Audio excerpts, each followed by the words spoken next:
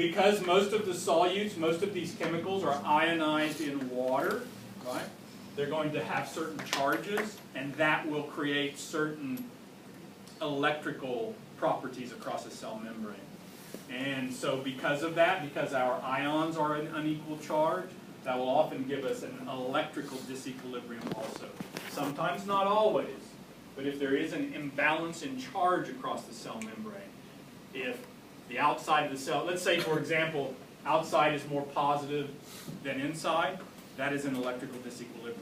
If they're neutral across, that is an electrical equilibrium. It depends on what cells we're talking about. But many cells, like neurons and muscle cells, cells that can generate electrical signals, must have some kind of electrical disequilibrium, right? Okay. Otherwise, they wouldn't be able to generate an electrical signal. And we'll chat a lot about that when we do the nervous system and muscle cells and things like that. It's one of my favorite things to talk about. Okay.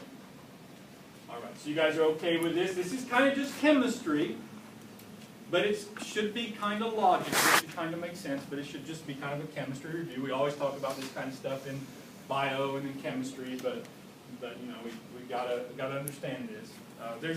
There's rarely going to be a lecture where we don't talk about ion flux. By that I mean ions moving, right? Flux means movement.